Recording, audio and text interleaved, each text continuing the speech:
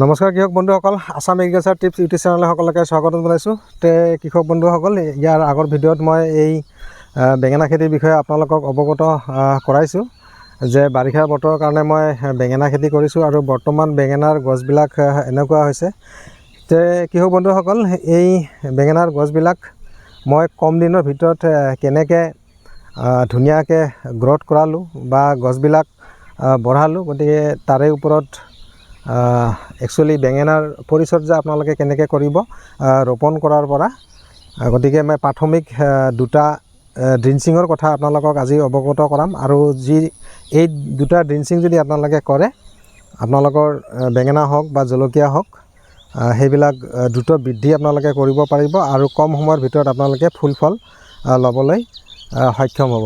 কৃষক বন্ধুসকল, আজিৰ মূল বিষয়বস্তু অহাৰ আগতে এটা বস্তু আপোনালোকক মই অনুৰোধ কৰোঁ যে আপোনালোকে যদি আজিৰ ভিডিঅ'টো কিবা দৰকাৰী ভিডিঅ' বুলি ভাবে আৰু যদি আপোনালোকৰ বেঙেনা খেতি কৰিছে, গতিকে ভিডিঅ'টো আপোনালোকে সম্পূৰ্ণৰূপে চাওক আৰু ভিডিঅ'টো যদি ভাল লাগে আপোনালোকে লাইক এটা নিশ্চয় কৰিব।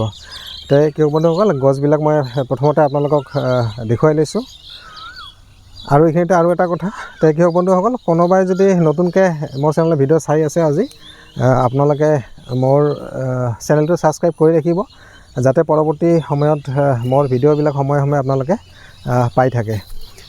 কৃষক বন্ধুসকল, প্ৰথম কথা হ'ল যে আপোনালোকে যদি অধিক ফুল ফল ল'ব বিচাৰে কম সময়ৰ ভিতৰত, বিশেষকৈ এই বাৰিষা বতৰত যদি আপোনালোকে বেঙেনা খেতি কৰে, কিন্তু ভাল বেনিফিট আপোনালোকৰ হ'ব, কিন্তু আপোনালোকে এই মালচিং পদ্ধতিত আপোনালোকে কৰিব লাগিব। মই এটা গছ আপোনালোকক দেখুৱাইছোঁ।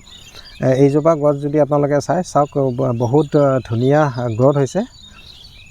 আৰু কেনেকৈ মই এনেকুৱা গ্ৰথ কৰিলোঁ, দুটা কথা মই আপোনালোকক অৱগত কৰোঁ। কৃষক বন্ধুসকল, যেতিয়া আপোনালোকে এই পুলিবিলাক ৰোপণ কৰিব, ৰোপণ কৰাৰ দুদিন পিছত আপোনালোকে এটা ড্ৰিঞ্চিং কৰিব। ড্ৰিঞ্চিং মানে আপোনালোকে পানীৰ লগত 98% যোনটো হিউমিক ফুলভিক এচিড পায়, এই হিউমিক ফুলভিক এচিড আপোনালোকে প্ৰতি লিটাৰ পানীত 3 পৰা 4 গ্ৰাম মিহলাই ড্ৰিঞ্চিং কৰিব। আৰু এই হিউমিক এচিডৰ লগত আপোনালোকে প্ৰতি লিটাৰ পানীত 3 গ্ৰামমান আপোনালোকে ৰক, যোনটো ভেকুৰনাশক, এই ৰক আপোনালোকে মিক্স কৰি আপোনালোকে ড্ৰিঞ্চিং কৰিব। তাৰমানে প্ৰতিটো গছৰ গুৰিটো আপোনালোকে জিকাই দিব। জিকাই দিয়াৰ ফলত কি হ'ব, এই হিউমিক এচিড যোনটো আপোনালোকে ড্ৰিঞ্চিং কৰিব বা ঘোল বনাই আপোনালোকে ইয়াতে গুৰিত ঢালি দিব বা গুৰিৰ মাটিখিনি আপোনালোকে জিকাই দিব। তাৰ ফলত কি হ'ব, হিউমিক এচিডে গছজোপাৰ যোনটো শিপা, এই শিপা বৃদ্ধিত সহায় কৰিব।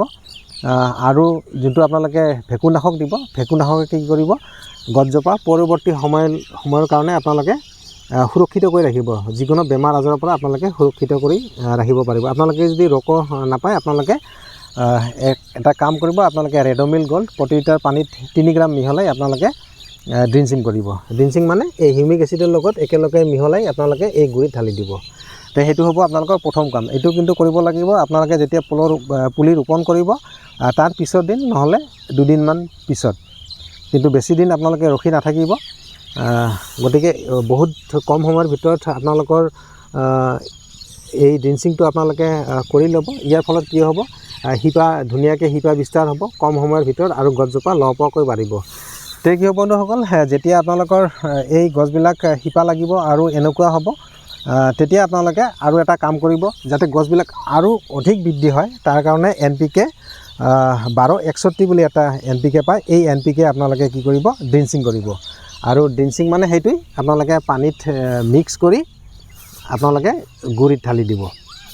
আৰু যদি আপোনালোকে এই 1261 নাপায়, আপোনালোকে NPK যিটো 19-19-19 সেইটো আপোনালোকে দিব পাৰে। কিন্তু পৰাপক্ষত যদি 1261 পায়, সেইটো আপোনালোকে দিলে বহুত ভাল। আৰু ইয়াত NPK 1261 আপোনালোকে পাব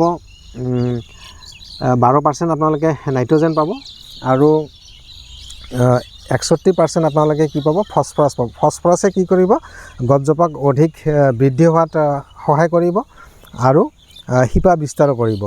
আমি সকলোৱে জানো যে যোনটো ফছফেট বা ছুপাৰ ফছফেট, এইটো কি কৰে, গছজোপা বঢ়াত সহায় কৰে আৰু বিশেষকৈ শিপা বিস্তাৰ কৰে। গতিকে আপোনালোকে এনেকৈ দুটা ড্ৰিঞ্চিং আপোনালোকে কৰি দিব।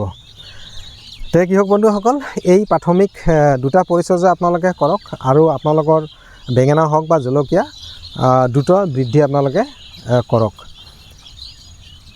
এয়া দেখিছে, মই গোটেই বাৰীখন যদি আপোনালোকক দেখুৱাওঁ, ধুনীয়া গ্ৰথ হৈছে, বৰ্তমান হৈ আছে। আৰু 3 দিনমান আগতে মই এই যোনটো 1261 NPK সেইটো মই হেৰি কৰিলোঁ, ড্ৰিঞ্চিং কৰিলোঁ। আপোনালোকে যদি ড্ৰিঞ্চিং কৰিব টান পায়, আপোনালোকে কিন্তু স্প্ৰে কৰিলেও হৈ যাব। আপোনালোকে স্প্ৰে কৰিলে প্ৰতি লিটাৰ পানীত বেছি নহয়, আপোনালোকে 3 গ্ৰাম মিহলাই আপোনালোকে স্প্ৰে কৰিব। আৰু যদি আপোনালোকে ড্ৰিঞ্চিং কৰে, আপোনালোকে প্ৰতি লিটাৰ পানীত 4 বা যদি 5 গ্ৰামো আপোনালোকে দিয়ে অসুবিধা নাই, যিহেতু আপোনালোকে মাটিত দিব বা মাটিৰ গুৰিখিনি জিকাই যিহেতু দিব, গতিকে পৰিমাণটো অলপ বেছি হ'লেও একো নাই। আৰু এইখিনিতো তলৰ যিবিলাক ব্ৰাঞ্চ ওলাব, এইবিলাক আপোনালোকে কি কৰিব, আঁতৰাই দিব বা ছিগাই দিব, এনেকৈ ধুনীয়াকৈ ছিগাই দিব। তে কৃষক বন্ধুসকল, এই বেঙেনা খেতিৰ পৰিচৰ্যা মই সময়ে সময়ে আপোনালোকৰ আগত দাঙি ধৰি থাকিম। মই ৰোপণ কেনেকৈ কৰিছিলোঁ সেইটো প্ৰচেছ মই আপোনালোকক দেখুৱাইছোঁ। আজি মই দুটা ড্ৰিঞ্চিঙৰ কথা আপোনালোকক ক'লোঁ।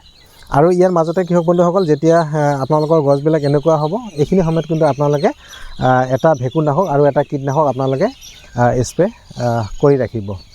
ফলত কি হ'ব, গছজোপা যিহেতু বাঢ়িব আৰু এনেকৈ ধুনীয়া ধুনীয়া পাত ওলাব, এইবিলাকত যাতে পোক নালাগে তাৰ কাৰণে আপোনালোকে কীটনাশক স্প্ৰে কৰিব। আৰু যাতে কোনো বেমাৰ নালাগে তাৰ কাৰণে আপোনালোকে ভেঁকুৰনাশক এটা স্প্ৰে কৰিব। আপোনালোকে ৰেডোমিল গোল্ড কৰিব পাৰে, টাটা মাষ্টাৰ। আৰু কীটনাশক হিচাপে আপোনালোকে একতাৰা কৰিলে বেছি ভাল। আপোনালোকে একতাৰা লৈ ল'ব, আৰু নহ'লে যোনটো কীটনাশক পায় আৰু অলপ ভাল কীটনাশক আপোনালোকে স্প্ৰে কৰি ৰাখিব। তে কৃষক বন্ধুসকল, আজিৰ ভিডিঅ'ত বিশেষ একো নাই। পৰৱৰ্তী সময়ত মই কি কীটনাশক ব্যৱহাৰ কৰোঁ, কি সাৰ ব্যৱহাৰ কৰোঁ, মই ভিডিঅ' আকাৰে আপোনালোকৰ আগত উত্থাপন কৰিম।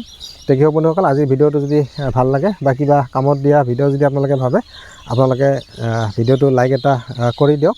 আৰু নতুনকৈ যদি কোনোবাই চেনেলত ভিডিঅ' চাই আছে, মোৰ ভিডিঅ'বিলাক চাই থকাৰ কাৰণে বা পাই থকাৰ কাৰণে আপোনালোকে চেনেলটো ছাবস্ক্ৰাইব কৰি ৰাখক। তে কৃষক বন্ধুসকল, আজিলৈ ভিডিঅ'টো ইমানে, ধন্যবাদ।